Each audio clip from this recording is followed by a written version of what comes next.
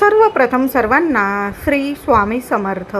स्वामी महाराजांच्या कृपेने तुमच्या सर्व चांगल्या इच्छा पूर्ण होत ही स्वामींचरणी प्रार्थना करते आणि आजच्या व्हिडिओला सुरुवात करते.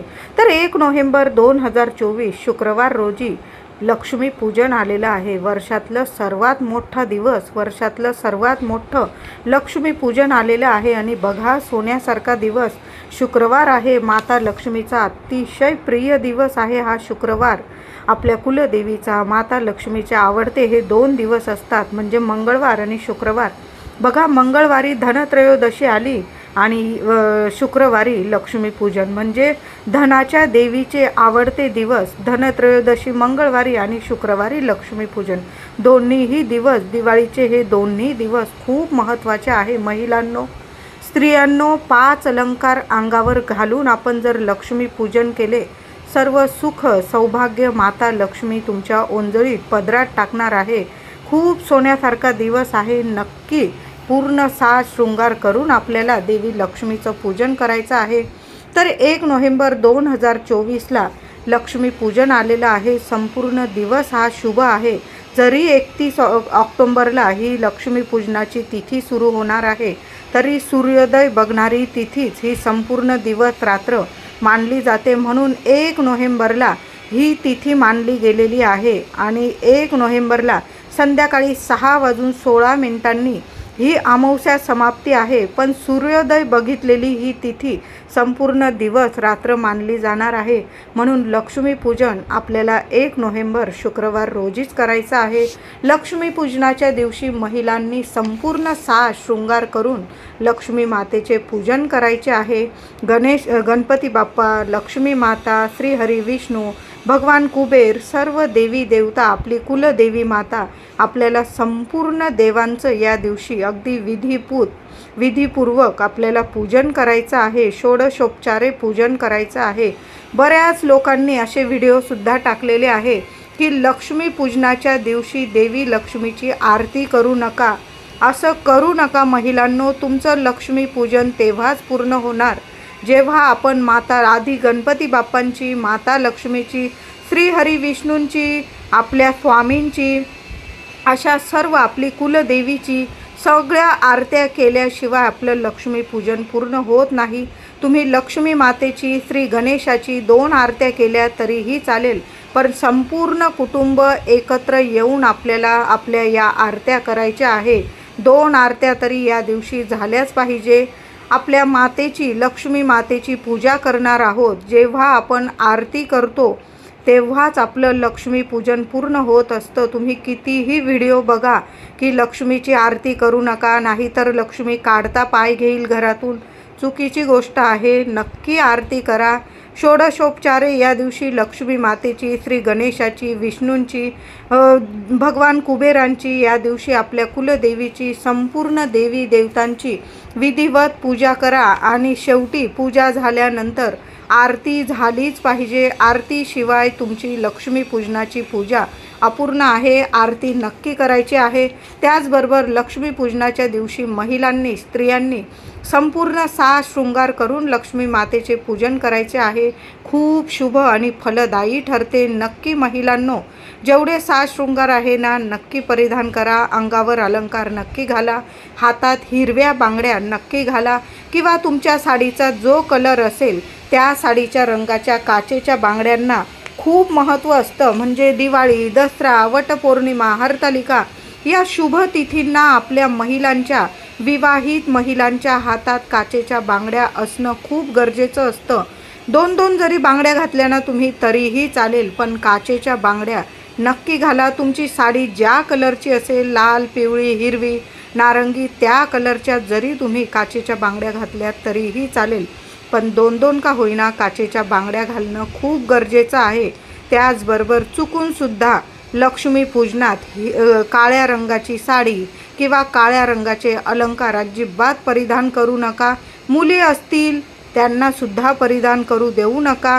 तुम्ही इतर दिवशी काळा रंग वापरा, पण लक्ष्मीपूजन, धनत्रयोदशी हे 2 दिवस असे आहे आपल्या घरात लक्ष्मी खेचून आणतात आणि लक्ष्मीला काळा रंग आवडत नाही. जरी अमावस्येला आपण लक्ष्मीपूजन करतो तरी त्या लक्ष्मी देवी आईला असे शुभ कलर खूप प्रिय आहे। तुम्ही लाल, पिवळा, हिरवा, नारंगी, मोरपिशी सर्व रंग परिधान करू शकता, पण काळा रंग वर्ज्य करायचा आहे या दिवशी। मुली असू दे, महिला असू दे, या 2 दिवशी काळ्या रंगाची साडी घालू नका।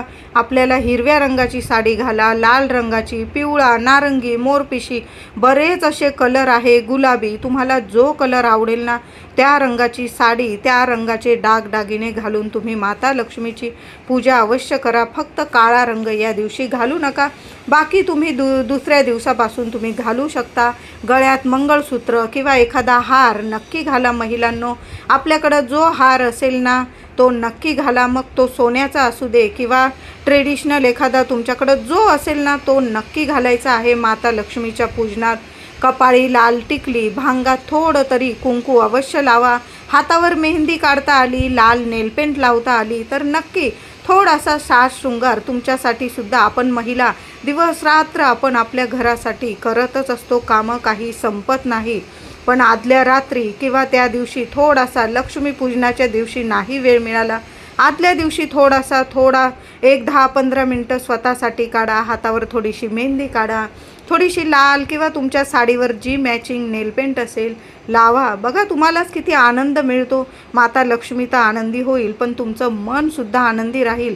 जी महिला मनाने, आनंदाने आणि हृदयापासून लक्ष्मीपूजन करते, तिच्या घरात माता हृदयाने आणि मनाने, आनंदाने वास करते। अखंड लक्ष्मी तुम्हाला पावणार आहे, म्हणून तुमचं घर सोडून लक्ष्मी माता कधीच जाणार नाही। म्हणून महिलांनो, तुम्ही सुद्धा आनंदी असणं, खूप प्रसन्न असणं खूप गरजेचं आहे। थोडासा साज शृंगार नक्की करा। धावपळ असते, दिवाळी, दसरा खूप धावपळ असते, पण स्वतःसाठी थोडंसं नियोजन नक्की करा आणि साज शृंगार करायला चुकू नका, नक्की करा। पायात चांदीचे पैंजण अवश्य घालायचे आहे, पायाच्या बोटात चांदीची जोडवी अवश्य घालायची आहे। मुली असतील चांदीचे पैंजण, दिवाळी आहे, तुम्हाला चांदीचे पैंजण घ्यायचे असतील, अगदी 1 वर्षावरील मुलगी असेल तुमची तर तिच्या चांदीचे पैंजण घालायचे असेल, अतिशय शुभ दिवस आहे। लक्ष्मी माता आनंदाने धावत तुमच्या घरात येईल। विवाहित स्त्री असेल पैंजण पण घाला, जोडवी पण अवश्य घाला। चुकून सुद्धा पायात कितीही तुम्ही श्रीमंत असू दे, अगदी कोट्याधीश असाल तुम्ही, तरी पण चुकून सुद्धा पायात सोन्याचे पैंजण, सोन्याची जोडवी अजिबात घालू नका। ज्या घरात अशी महिला चूक करते, पायात सोनं घालते, त्या घरात लक्ष्मी नांदत नाही। पायात कधी पण चांदीच परिधान करावी आणि आपला जो मुख्य दरवाजा असतो, घराचा मुख्य दरवाजा, तो मुख्य दरवाजा तुम्ही उंबरठा बसवत असाल तिथं सुद्धा 5-7 तोळे चांदीची तार नक्की टाका। तुम्ही दारात, मुख्य दारात जरी तुम्ही चांदीच्या पादुका म्हणजे चांदीची पावलं तुम्हाला बसवायची असेल, अतिशय शुभ दिवस आहे। धनत्रयोदशी किंवा लक्ष्मीपूजन या 2 दिवशी तुम्ही माता लक्ष्मीचे चरण पादुका, पावलं, माता लक्ष्मीची पावलं चांदीची आपल्या घराच्या मुख्य दारावर अवश्य स्थापन करू शकता। चांदीचं एखादं तुम्हाला स्वस्तिक स्थापन करायचं असेल मुख्य दारावर, अतिशय शुभ दिवस आहे। आणि पायात सुद्धा आपल्या चांदीचे पैंजण, चांदीची जोडवी अवश्य घाला। सोन्याची जोडवी, सोन्याचे तुम्ही कितीही श्रीमंत असला तरी सोनं पायात कधी पण घालू नका। चांदीचे पावलं आपल्या मुख्य दारावर लावा। चांदीची पैंजण, चांदीची जोडवी आपल्या पायात घालायची आहे। लहान मुली असतील चांदीची पैंजण अवश्य मुलींना घ्या। त्याचबरोबर तुमच्याकडं नथ असेल नाकात घालायला, नथ घाला या दिवशी। केसात एखादं फूल, गजरा, वेणी अवश्य माळायची आहे। या छोट्या छोट्या गोष्टीतून आपल्याला खूप आनंद मिळतो आणि घरातली महिला लक्ष्मी जर आनंदी असेल त्या घरातली, तर लक्ष्मी पूजनाच्या दिवशी घरातली लक्ष्मी आनंदी, प्रसन्न असेल तर बघा धावत तुमच्या घरात लक्ष्मी येणार आहे। चुकून सुद्धा या दिवशी महिलांनो कुणाला आपल्या घरातून काही या गोष्टी देऊ नका। तर घरातून हळद, मीठ, तेल, धने, पैसे अजिबात या गोष्टी देऊ नका। तुमच्या स्वतःचे अलंकारसुद्धा इतर महिलांना, अगदी सख्खी बहीण असेल तुमची, देऊ नका। राग आला चालेल पण देऊ नका। त्याचबरोबर स्त्री असो पुरुष असो, आपल्याला काही नियमांचं पालनसुद्धा धनत्रयोदशी आणि लक्ष्मीपूजन या 2 दिवशी आपल्या घरात हे पालनसुद्धा, नियमांचं पालन करायचं आहे। धनत्रयोदशी आणि लक्ष्मीपूजन आपलं घर सोडून घराला कुलूप कडी लावून कुठंही जाऊ नका. संध्याकाळच्या वेळी तर घराला दाराला कुलूप कडी लावू नका. तुम्हाला खरेदी करायची असेल तुम्ही सकाळीच करून घ्यायची आहे. आपलं दार खिडक्या धनत्रयोदशी आणि लक्ष्मीपूजन रात्रीच्या 12 वाजेपर्यंत तरी उघडं ठेवायचं आहे. तुम्ही एकांत ठिकाणी राहता, दार तुम्हाला जास्त वेळ उघडं ठेवता येत नाही, किमान खिडक्या उघड्या ठेवा आणि दार संध्याकाळच्या वेळेत तर प्रत्येकाने उघडं ठेवायचं आहे. खरेदीला महिलांनो अजिबात धनत्रयोदशी आणि लक्ष्मीपूजन संध्याकाळी अजिबात आपलं घर सोडून जाऊ नका. घरातली लक्ष्मी ज्यावेळी म्हणजे धनत्रयोदशी आणि लक्ष्मीपूजन घरातली लक्ष्मी मुलं घरातले सर्व व्यक्ती घरात असतील तेव्हाच माता लक्ष्मी तुमच्या घरात प्रवेश करेल.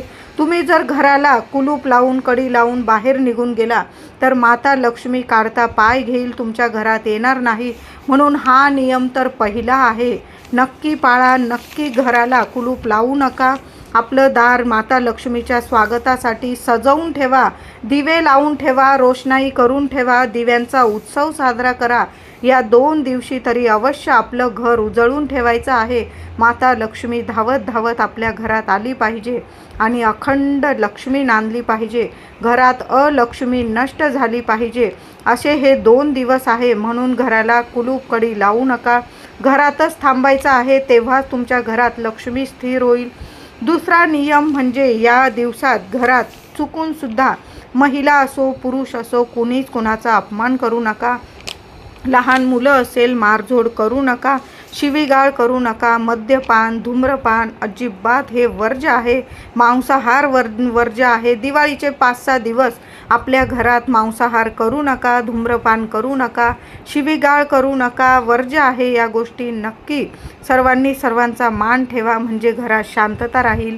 ज्या घरात शांतता त्या घरात माता लक्ष्मी स्थिर राहते, टिकून राहते. घर सोडून तुमचं कधीच माता लक्ष्मी जाणार नाही.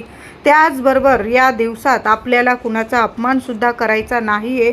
बाहेरच्या व्यक्ती जरी असली तरीही त्यांचा अपमान करू नका, कुणाला पैसे देऊ नका. या 2 दिवसात तरी हे नियम आपल्याला पाळायचेच आहे.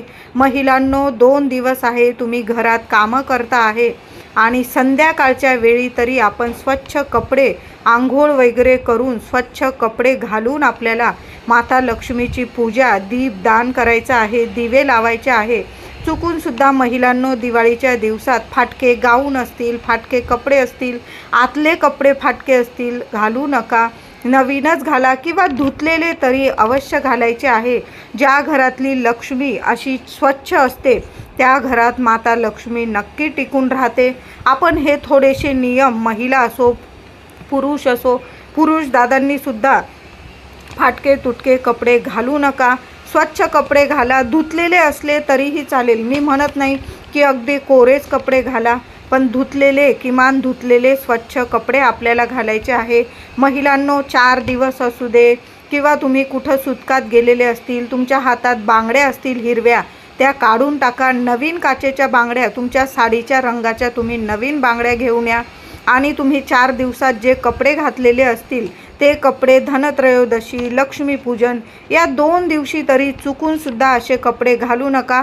मग सकाळ असो संध्याकाळ असो तुम्ही म्हणाल लक्ष्मीपूजनाच्या वेळी मी छान अगदी म्हणजे साज शृंगार करणार आहे आणि सकाळी असा गाऊन असू दे ड्रेस असू दे असा तुम्ही घातला फाटका वगैरे किंवा 4 दिवसात घातलेला, अशी चूक करू नका. मग काय करा, तो घातलाच असेल तर लक्ष्मीपूजनाच्या वेळी तुम्ही आंघोळ करा आणि मग लक्ष्मीपूजन करायचं आहे.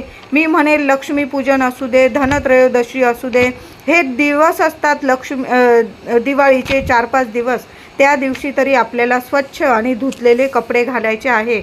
मग बघा माता लक्ष्मी आनंदाने तुमच्या घरात येईल आणि आनंदाने वास करेल. तुमचं घर सोडून माता लक्ष्मी कधीच जाणार नाही. महिला असो पुरुष असो हे नियम अवश्य पाळायचे आहे. घरात शांतता, जेवढी शांतता राहील ना तेवढी सर्वांनी या दिवसात शांतता पाळायची आहे. मग बघा लक्ष्मी नारायण तुमच्यावर नक्की प्रसन्न होईल आणि तुमच्या घरात येईल सुख, शांती, समृद्धी, आनंद, आरोग्य आणि ऐश्वर्य वैभव माता लक्ष्मी घेऊन येईल. सोन्याच्या पावलांनी माता लक्ष्मी तुमच्या घरात येईल आणि टिकून राहील, स्थिर राहील, बरकत राहील. तुमच्या घरात पैशाला कशाला कमी राहणार नाही. तुम्ही जे स्वप्न बघत आहात, घर, गाडी, बंगला, सर्व तुमचे स्वप्न माता लक्ष्मी नक्कीच पूर्ण करेल. मी म्हणत नाही की पैसाच सर्व सुख असतं. तुम्हाला आरोग्यसुद्धा माता लक्ष्मी नक्कीच प्राप्त करून देईल. ज्या घरात आरोग्य असतं त्या घरात पैसा नक्कीच टिकून राहतं. म्हणून हे नियम अवश्य पाळायचे आहे. महिला असो पुरुष असो, सर्वांनी हे नियम पाळा. आणि महिलांनो, हे 5 अलंकार, मी जे 5 अलंकार सांगितले, लक्ष्मी पूजनाच्या दिवशी नक्की अंगावर घालायचे आहे आणि छान असा साज शृंगार करून लक्ष्मी मातेचे पूजन करा, लक्ष्मी मातेचे स्वागत करा. बघा, लक्ष्मी माता नक्की तुमच्या घरात अखंड लक्ष्मी नांदणार आहे. व्हिडिओ आवडला असेल लाईक करा, शेअर करा, चॅनलला कृपया सबस्क्राईब करा. धन्यवाद.